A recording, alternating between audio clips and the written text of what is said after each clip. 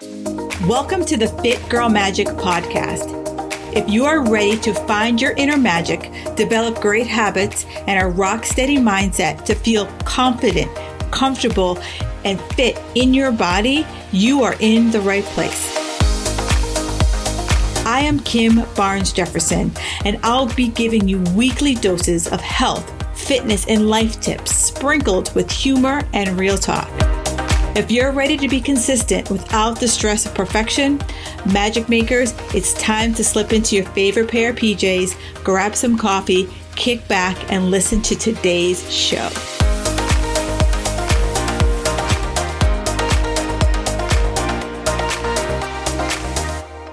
This week's iTunes review is brought to you by M.L. Martel. She writes, 5 stars. Kim is more than just knowledgeable in just health and fitness. She is supportive, reassuring, and on the level.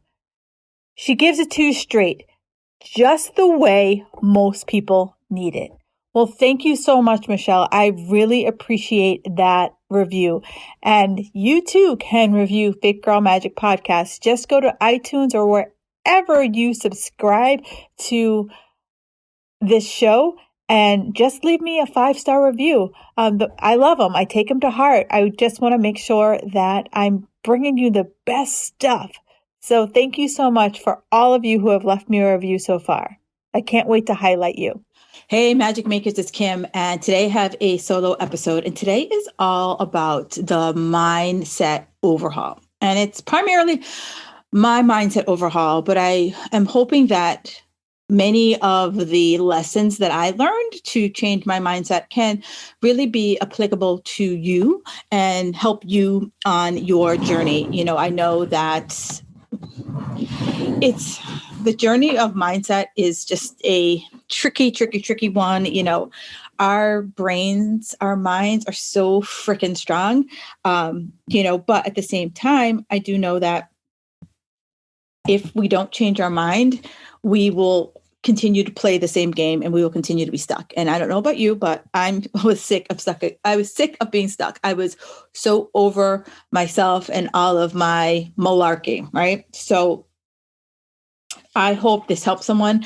And if you are listening, please reach out. Let me know if this helped you, if this is something that sounds like you, other episodes that we can do to dive a little deeper into this. Absolutely. I would love to hear it. All right. So I was of that person that my identity was so hooked into the way I looked. And I was a personal trainer. So let's be honest. Okay. So I was a personal trainer. So when you're at the gym, people see you, right? And so you're just like sucked into the belief that because you look a certain way, you're going to get clients. And it has absolutely nothing to do with the fact that you can bring about the transformation that a client is looking for, right? But I was hooked in. It was like the way I looked, my workouts, they were my identity.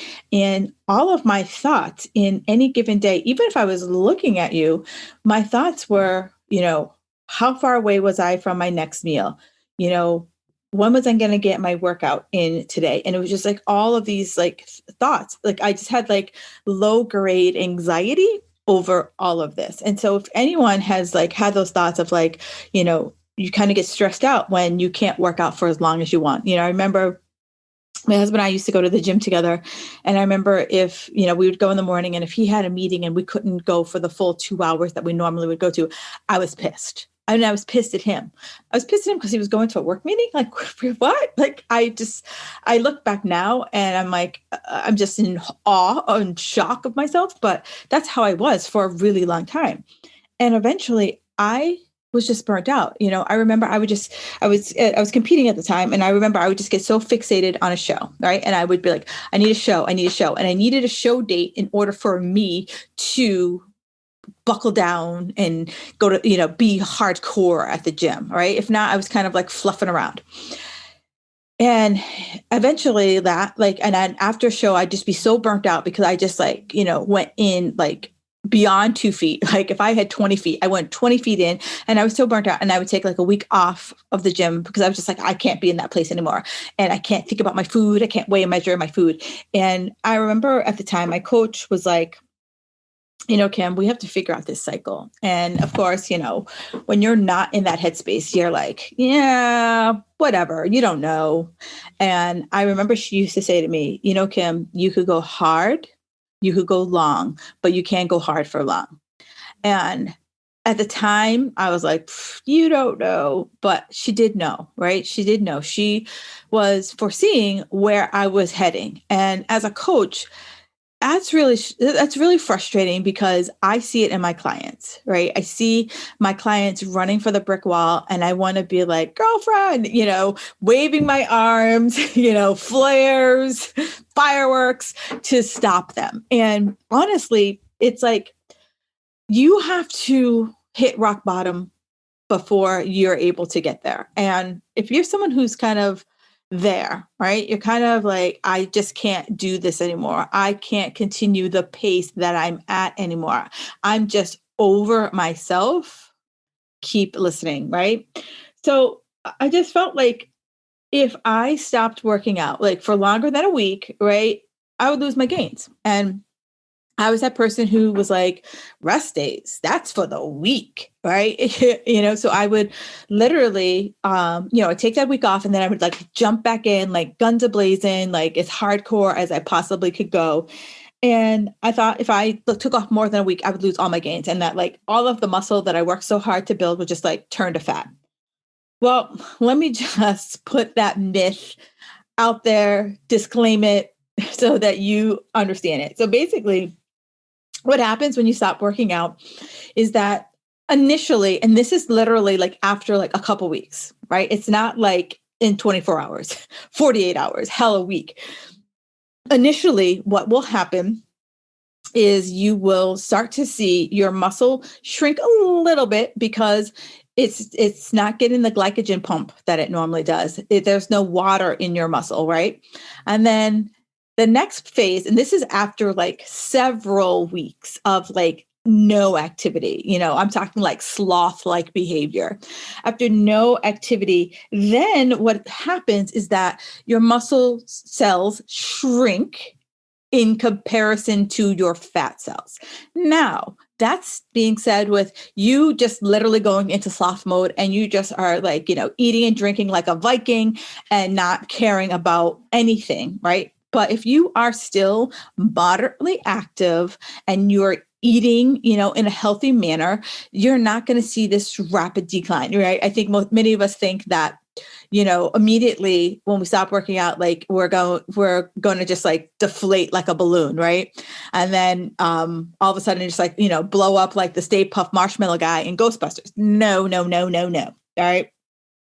So let's just like put that myth by the wayside. Taking, a week off, 2 weeks off is not going to destroy anything you've ever, any possible workout. All right. So again, I just got so burnt out. Also at the same time, because of my intensity, but because of my, the rest is for the dead, I was putting on 10 pounds a year, right? So eventually when I hit 30 pounds, I just was like, something has to give, right? It just, I couldn't work out any harder. I couldn't diet any harder. And no matter what I did, I was still putting on this weight. Now, I'm sure someone here that's listening, please tell me you're shaking your head along. So I had to say, you know what? In order to get different, I needed to do different, right? I couldn't just because what I was doing wasn't giving me what I wanted. It actually was giving me more of what I didn't want. So what I had to do was I had to decide that I wanted to make a change, right? I had to tell myself that change was possible. I had to tell myself that I know it sounds simple, right? But I had to make it simple, right? I couldn't continue the 2 hour a day workouts. I couldn't continue the like always being hungry. I couldn't do that anymore. So I had to tell myself that change was possible. And so what I had to do was like, I had to ask myself better questions. And if you know anything about me, Tony Robbins is my boyfriend. And that's the one thing he always says. If you want a different life, you have to ask yourself better questions. And at the time, when you're up 30 pounds and your whole identity is all about how you look and you're not fitting into your clothes and you're just like disgusted about how you look in the mirror, it's really hard to take this leap of faith. But I had to say to myself, like, you know what I'm doing isn't serving me. Right. I had to get strategic, right? I had to say, you know what? I'm doing all this stuff and it's not working. And so I could continue down this path and beat my head against the rock, or I can say, you know what? I have to trust that if I do different, I'm going to get different. And so that's what I did. It's like, what I told myself, what do I need to do to make me feel better? And for me to feel better, I had to lose the weight. And in order for me to lose the weight, I said, I have to do something different. So I told myself is that, what, I was sick of the workout. I literally the gym was my happy place. And now the gym was not my happy place anymore. So I told myself, instead of working out 7 days a week, right, I said, what's the bare minimum? And I did all my research and, a lot of different schools of thought, different certification programs, all said 3 days a week. And I was like, okay, I can do 3 days a week of working out. And so that's what I went back to. I went back to 3 days a week and I just talked myself through it. I said, just do 3 days, just do 3 days. Don't feel like I have, more in the tank so I can give more. But when I started to do the 3 days a week, I found that I was less sore.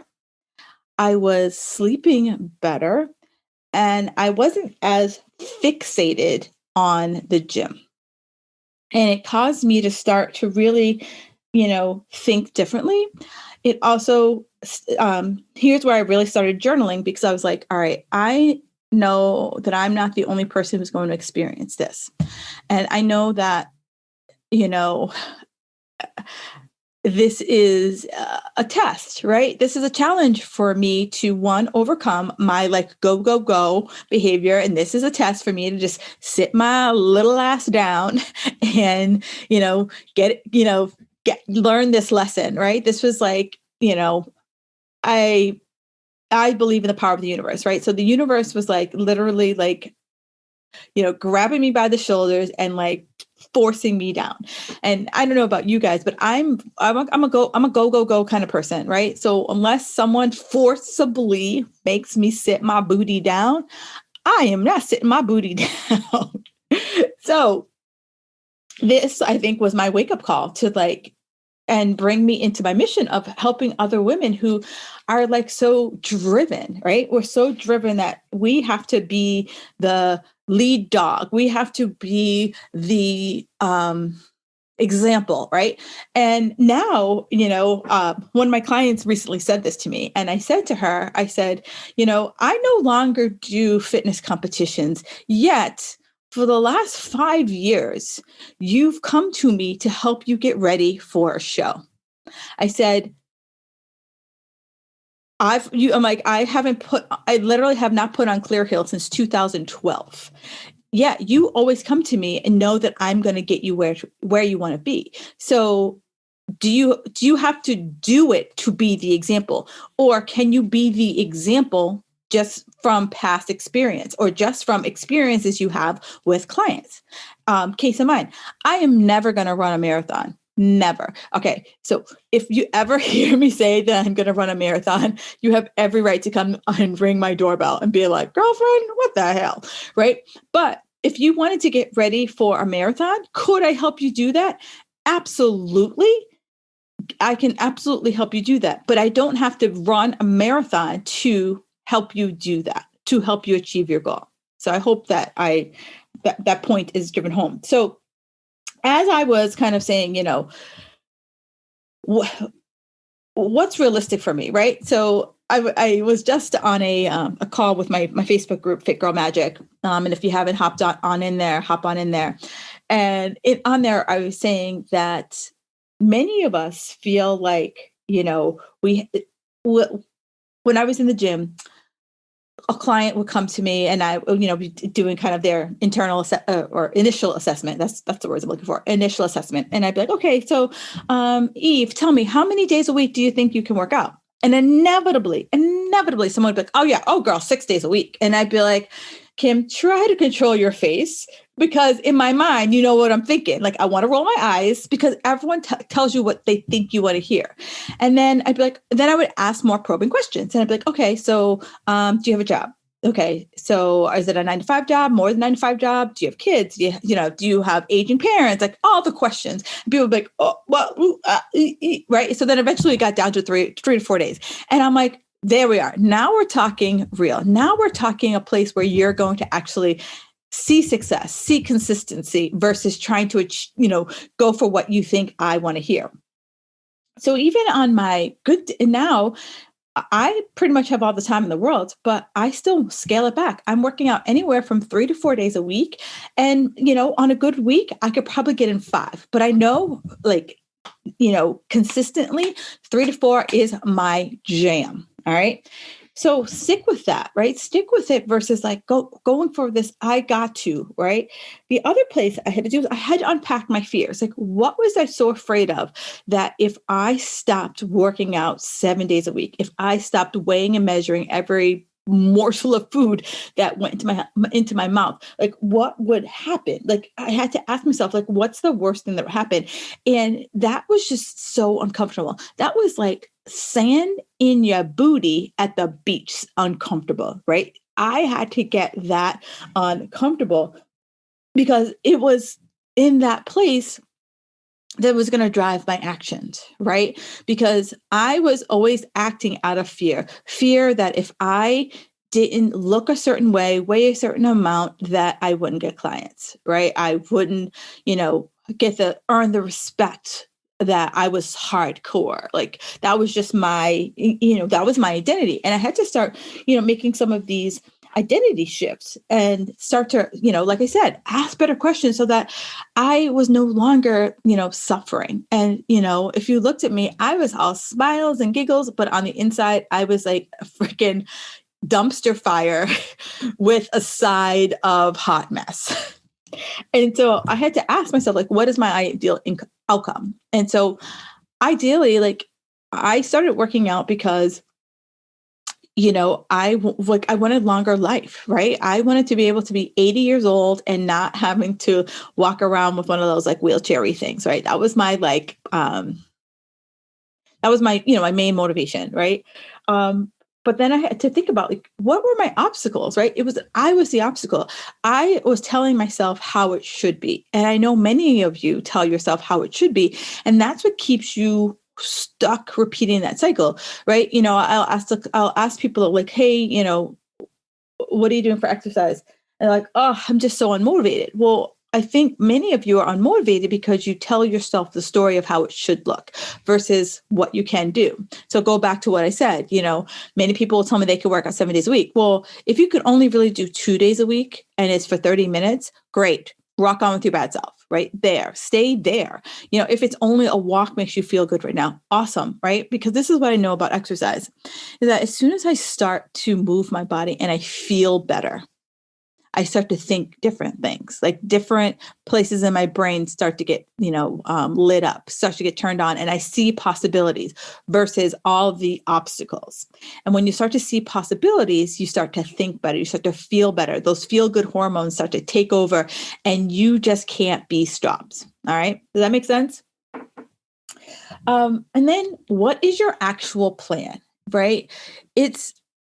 I'm a paper girl, right? I write everything down. It makes my husband nuts because I have paper everywhere, but I write things down. If it's not written down, it's not a plan. I'm a hybrid, right? When it comes to planners, I will keep my calendars in my phone on my computer. But when it comes to what I'm doing day to day, my to-do list, I write that down. It just helps to ingrain in my brain, like, this is what's happening, right? So here's what I say, write down the plan. Every Sunday I sit down and I'm like, this is what my workouts are going to look like this week. I sit down and I say, this is what my food is going to look like this week. Right now, some of you might be like, oh, that's a little too much. Great. Fine. I get it. I've just been doing it for years. It's just what I do. And it takes me 15, it all takes up me all of 15 minutes to do it. But for those of you who are new, legit, the day before, right? So, if it's Monday, say, okay, on Tuesday, are you working out? If you are, what is the workout? And physically put it a schedule, right? I'm an AM workout. I like to just get up, get done, and be done, right? So say if this is me hypothetically. So it's Monday. I sit down and I'm like, okay, Tuesday, 7 a.m. workout. I'm gonna do a 30-minute strength and a 30-minute cardio. This is what my food's going to look like, breakfast, cottage cheese and cut up apples. Lunch, salad with chicken on it. Dinner, it's going to be some type of protein with a vegetable. And then I have an asterisk. If I'm hungry, I'm going to have carrots and tuna, right? So that I typically only eat 3 meals a day, but sometimes some days, depending on my workout, I get a little hungrier. So then I put my optional meal, right? So that's it, right? I typically eat probably the same 20 things that I kind of like rotate through. And that's it. So initially, when you're trying to do this, if you're eating the same things over and over again initially, great. That's what we're going to do. But eventually I'm going to talk about variety. And, for those of my clients who are listening, like, oh, Kim and her variety, right? I could go on and on about variety and how really simple it is to have variety. All right. So I'm going to get off that soapbox. And then and the other philosophy that I had to start playing what I called experiments, right? I had to do experiments. So it was experiments of eating differently, right? I ate the same things over and over and over again for almost 15 years, right? And it's funny, people who have known me for a long time, even though I've moved away from that, some of them are still like, oh, Kim, I purposely bought you egg whites because I know you only eat egg whites, right? So then you're just kind of like, oh man, I'm so embarrassed, right? So I had to do experiments. So I had to do experiments with my food. So what happened when I changed my breakfast, right? What happened when I took 2 days off in a row at the gym, or just took a day off at the gym, right? So it was just what start to feel like that uncomfortable feeling, the things that you fear. Remember I asked you, like, I had to write down what I feared, and I feared I would lose all my gains. So I had to start practicing, experimenting with taking a day off, taking 2 days off, right? Taking a week off, right? And feeling okay about it and not like anxious or stressed out that I should be doing something, right?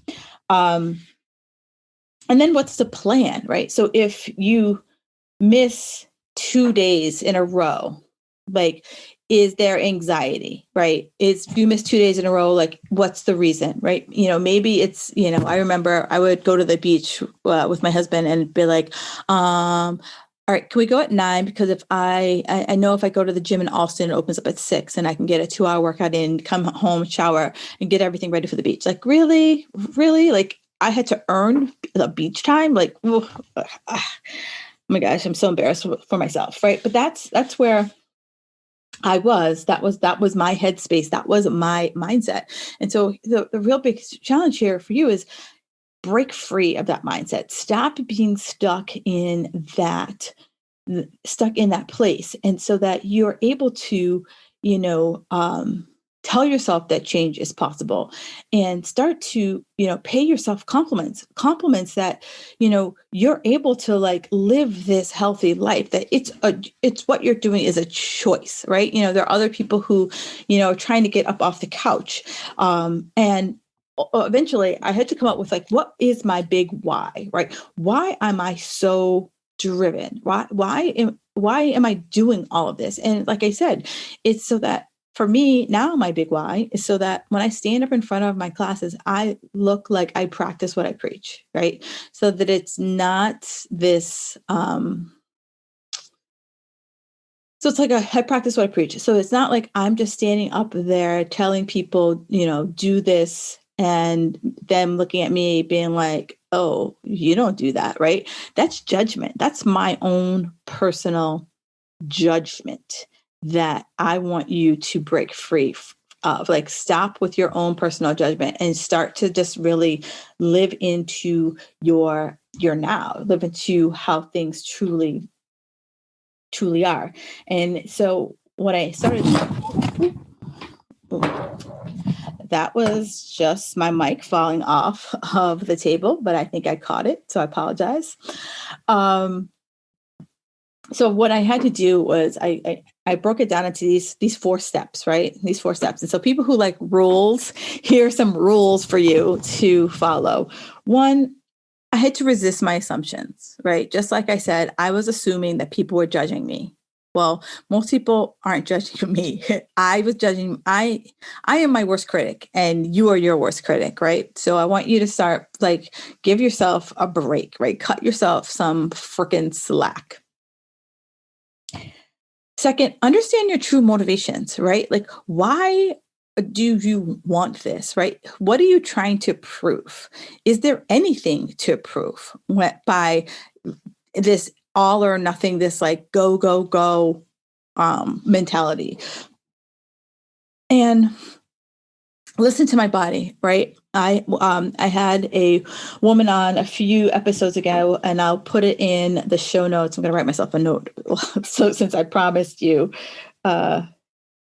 in the show, she said that she was, overtraining so much, and she said there was I don't know if it's a proverb or a quote, but she said, if you can't hear your body whisper, how are you going to hear it scream? And my body was like screaming like it was trapped in, I locked it in the basement and threw away the key. So I want you to really start to think about, how are you listening to your body? Like, there's plenty of things that your body tells you when you are overtraining, plenty of things your body tells you when it's time to take a break. And I have 2 episodes that I will link in the show notes that are just right on point with my conversation. One was Kristen, another is Natalie Newhart. She is a CrossFit athlete. So I think those are 2 great episodes for you to listen to if you are still like, am I overtraining? I think listening to those 2 will give you the answer to that question.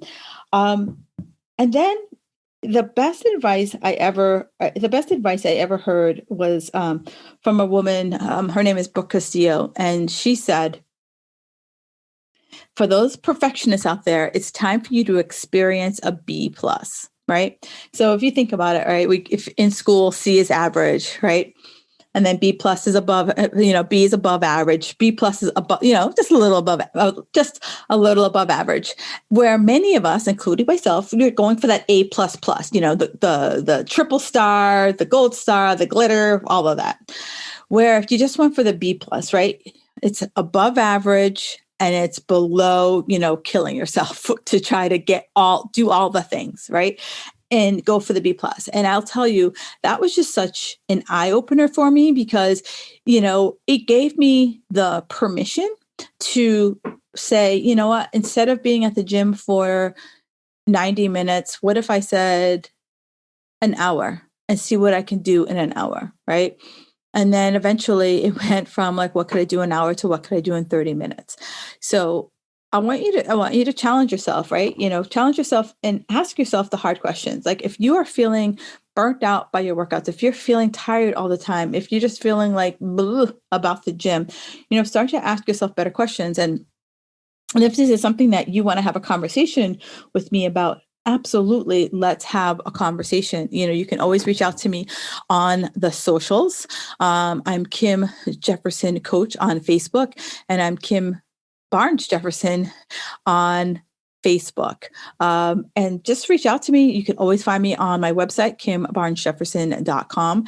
And, I'm open to have a conversation, right? Because I just know that many of us just need permission to just get off the crazy train. And if you need that permission to get off the crazy train, I have no problem helping you do that, or just, giving you little tips and tricks and hacks to help you slow down and, still get the results that you want from your workout. All right. If you enjoyed this episode, as always, please head over to iTunes and give me a 5-star review. For those of you guys who do give 5-star reviews, or hell, any review, I do read them live on air. So thank you so much for listening, and have a fabulous day. Thank you for listening to the Fit Girl Magic podcast. If you've made it this far, yay. I'm thinking you enjoyed the show. Let's continue the conversation on Instagram. You can find me at Kim Jefferson Coach.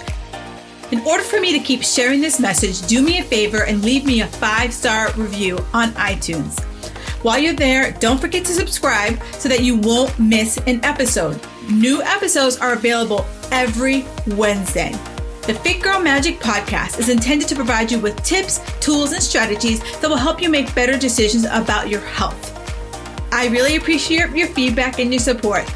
Thank you so much.